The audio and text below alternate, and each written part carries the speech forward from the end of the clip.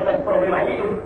Mereka mengatakan kami siap, sebut kami, panggil kami akan hadir.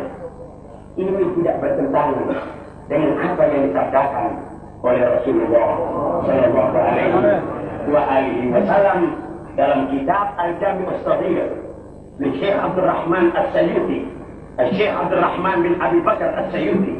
Di dalam kitab Al-Jami' As-Saghir, Rasulullah Sallallahu Alaihi Wasallam bersabda dalam makna hadisnya, "Idzan falatat dabbatu ahadikum fi ardi falatin falyunadi ibadallah, falyunadi ibadallah, falyunadi ibadallah, fa inna lillahi fi ardihi hadiran yahbituha atau kama qala Rasulullah Sallallahu Alaihi Wasallam."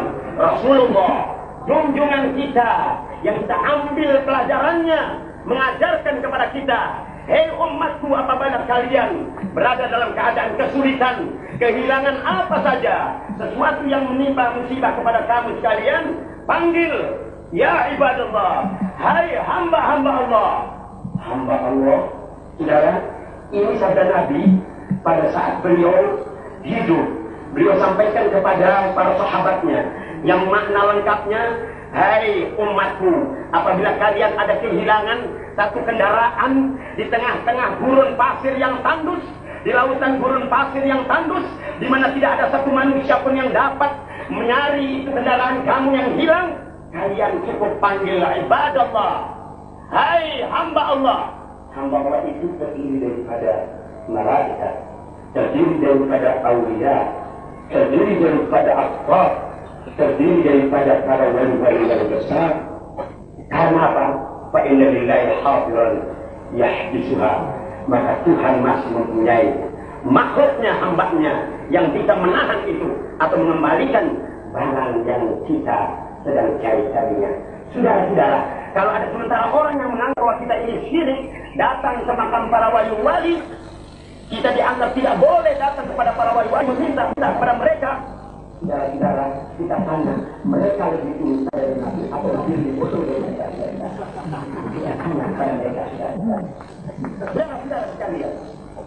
Kalau kita datang kepada Habib Abu Hurairah, kita datang kepada seorang wali, baik yang masih hidup ataupun yang sudah meninggal dunia, kita katakan, tolong ya Habib, tolong ya Habib. Saudara, kita kenal Tuhan. Orang tua kita dan guru-guru kita mengajar kita untuk mengenal Tuhan dari kecil. Kita bisa membedakan mana Tuhan dan mana manusia. Kalau kita katakan minta tolong, maknanya saudara-saudara, itu singkatan, ya Habibana Abu Bakar, tolonglah mintakan kepada Allah Subhanahu wa Ta'ala. Kami banyak punya kepentingan, kami banyak punya urusan, keluarga kami dalam keadaan musibah. Tolonglah ya Habibana Abu Bakar, tolong sampaikan kepada Allah Subhanahu wa Ta'ala. Saudara-saudara, itu yang dimaksud dengan kita yang datang ke makam para aulia. Saudara, saya kembalikan yang saya maksudkan tadi. Yang kedua adalah golongan muslim priai, yang mana saat ini golongan muslim priai mendapatkan pasaran, sudah mulai bikin banyak, dari hari ke hari tambah banyak, dari hari ke hari tambah banyak, memang mendapatkan pasaran dan bagian dalam hidup di alam Indonesia yang mereka ini. Yang ketiga yang perlu mendapatkan perhatian yang serius daripada kita umat Islam, yaitu golongan muslim abangan.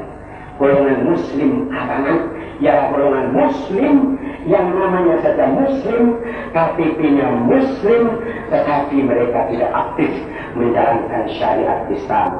Saudara tahu bahwasanya golongan muslim abangan ini, pada saat saya menyampaikan ini dakwah, salah seorang direktur daripada Departemen Penerangan Agama, waktu saya bertanya kira-kira di Indonesia ini banyakkan mana dibanding dengan golongan pertama, golongan kedua dengan golongan muslim abangan.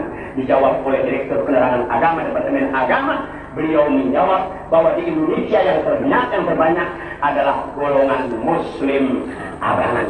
Justru golongan muslim abangan ini, saudara-saudara, yang tidak aktif menjalankan negara Islam, tidak seperti saudara-saudara apabila datang salat zuhur, asar, maghrib, saudara salat apabila datang waktu salat, dan waktu puasa, kita semuanya puasa dan sebagainya. Golongan muslim ini tidak. Inilah golongan muslim yang menjadi sasaran empuk nantinya golongan-golongan di luar Islam yang akan membuat mereka itu menjadi saudara mereka seagama. Siapa yang bertanggung jawab kalau sampai golongan muslim abangan ini dari bulan ke bulan, dari tahun ke tahun bertambah banyak? Kita para habaib abna Rasulullah sallallahu alaihi wasallam yang pertama-tama yang akan bertanggung jawab di hadapan Rasulullah sallallahu alaihi wasallam. Oleh karena itu saudara-saudara sekalian, perlu kita perhatikan tidak dari apa yang diucapkan oleh Imam Tontawi Jauhari, para habaib umat Islam, mari miliki harta yang sebanyak-banyaknya.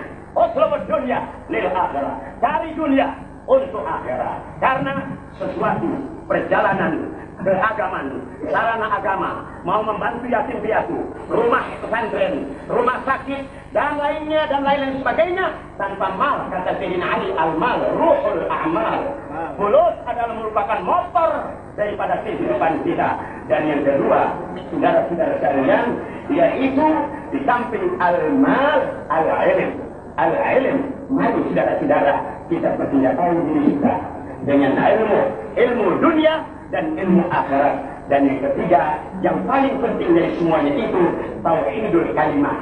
Kita satukan kepemimpinan kita. Kita bersatu hati kita dahulu sebelum bersatu badan kita. Banyak orang bersatu badan, tahsabuhum jami'an wa qulubuhum syatta. Nampaknya bersatu, tetapi hatinya sayang, berpecah belah. Mudah-mudahan dengan berkat ini Allah Ta'ala persatukan hati kita dengan Islam.